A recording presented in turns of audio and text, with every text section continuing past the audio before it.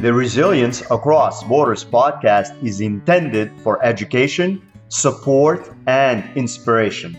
I am not a psychologist or a medical doctor and do not offer any professional, medical, or health advice.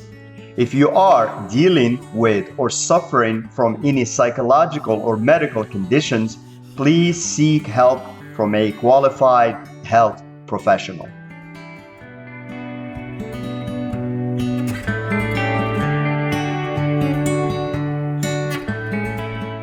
Hello and welcome back to Resilience Across Borders podcast. I'm your host, Rashid Zahidi, and also author of the Emojim Journal. In this episode, we will talk about why overthinking feels productive, but actually it isn't. In other words, how the mind tricks us into staying stuck and what to do instead. So, overthinking is one of the most deceptive mental habits. It feels like progress, it gives the illusion that you are analyzing, preparing, solving. But in reality, it often keeps us in a loop, mentally active, yet behaviorally stagnant. So we walk away exhausted, not because we did too much, but because we went nowhere. So to break this cycle, you first need to understand why overthinking feels productive and then replace it with strategies that convert mental energy into actual forward movement. So, the number one thing to keep in mind here is about the illusion of control because overthinking creates a false sense of control by replaying scenarios, predicting outcomes, and analyzing every angle. Your brain convinces you that you're handling the situation, but control without action is just mental rehearsal. So, why does it feel productive? Your brain rewards you for engaging with the problem, even if nothing changes. And the reality is, you are substituting certainty, seeking for actual decision making. So, the strategy to go with here is shift from control to commitment. Instead of asking what's the perfect outcome, ask what's the next committed step I can take. And to give examples, say example one is if you're overthinking sending an email, set a 10-minute timer, write it, and send it before editing it more than once. Another example is if you're stuck deciding between two opportunities, choose one based on the data you have, current data, and commit to revisiting the decision in 30 days instead of endlessly analyzing and actually not doing anything. Number two thing to keep in mind is sometimes mental activity masquerades as progress. So the brain equates effort with progress. Thinking hard feels like doing hard work, but thinking is not the same as executing. So again, it feels productive because you're cognitively engaged, which mimics the feeling of productivity. But the reality is you're burning energy without creating results. The strategy to go with here is anchor thinking to action. Every thinking session should produce a tangible output. In other words, no thinking without an action following that. That's okay. Let's give another example. If you're like brainstorming ideas, convert them into a checklist of 3 next actions before you just stop and with all the thinking and no action. Another example is if you're reflecting on a problem, write one decision and one action at the end of the, let's call it the reflection session. Number 3, fear disguised as preparation. Overthinking is often fear wearing a productive mask.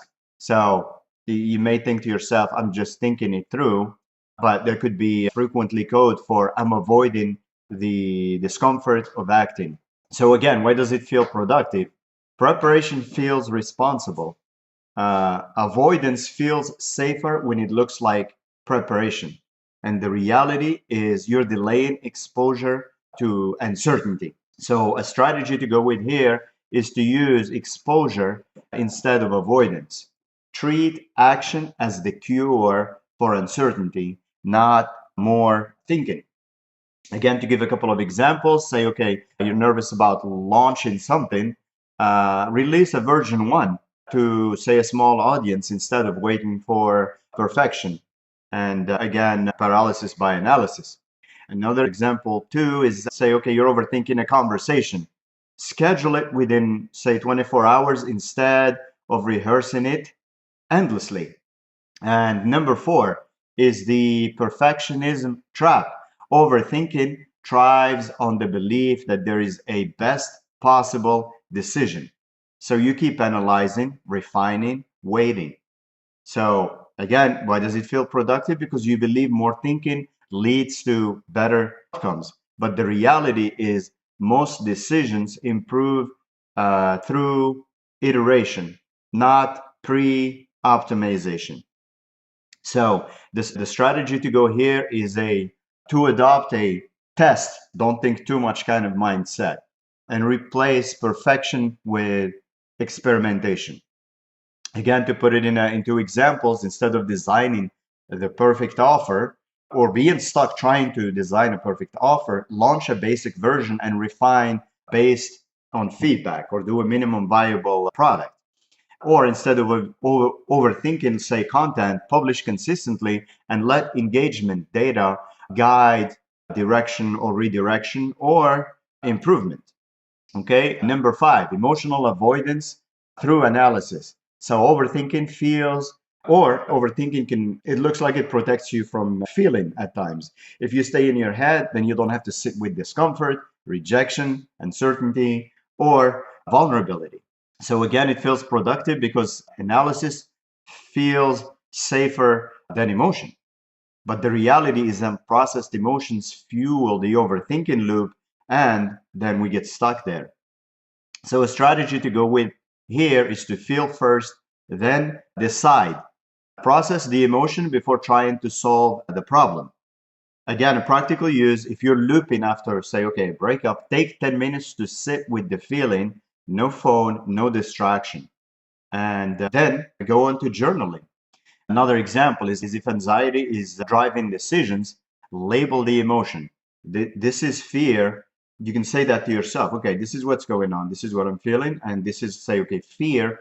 Then before going on to taking productive action anyways. The best antidote to these things at times is taking action instead of looping and just staying stuck and lingering there. Number six, be aware of the dopamine loop of, quote, figuring it out. Your brain gets small rewards from trying to solve problems, even if no solution is reached. So this creates, again, a loop. You think, you feel engaged, and then you think more. And then you think again, and then you get that false sense of being engaged by all you're doing is thinking. So it feels productive because it mimics the satisfaction of problem solving or of solving something. But the reality is you are addicted to the process, not the outcome. A strategy to go here is to close these loops or create closure loops, force endings to your thinking cycles. So, for instance, you can set a decision deadline. Say, okay, after 20 minutes of mulling it over, once time is up, you must choose and act. Another example is use a one-page rule. Once you've written a one page of thoughts, extract a decision and stop. Number seven, identity reinforcement. You may convince yourself that you're a deep thinker, and some people unconsciously attach overthinking to intelligence or depth. But letting go of overthinking can feel like losing part of your identity when you start doing this. When you tie it to your identity, then you feel like you must always stay in thought and not graduate to action. So because it just starts aligning with how you see yourself. But the reality, clarity comes from focused thinking plus decisive action, not endless analysis. Redefine intelligence as execution. Upgrade your identity from, quote, thinker to implementer. An example is track how many decisions you act on daily or weekly, not how much you think. For instance, each day you can ask yourself, what did I execute today? Instead of what did I think about or what did I figure out? A simple framework to break the overthinking loop is when you catch yourself overthinking, you can run this sequence. One, name it. I'm overthinking right now. Two, limit it. Set a timer, 10, 20 minutes max. Three, extract, write one decision. Number four, most important, act. Take one immediate step or action. And number five, close. Move on without revisiting, or at least for a while. So overthinking isn't your enemy, it's misdirected intelligence. The same mind that loops endlessly is capable of extraordinary clarity and execution, but only when it's trained to move, not just analyze. You don't need better thoughts, you need fewer loops and more action.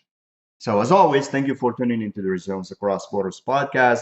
Please share the podcast, please review it, follow the posts on the blog at resilience.com or any of the social media that's listed in the notes. Remember to be kind to yourself and be kind to others and stay resilient.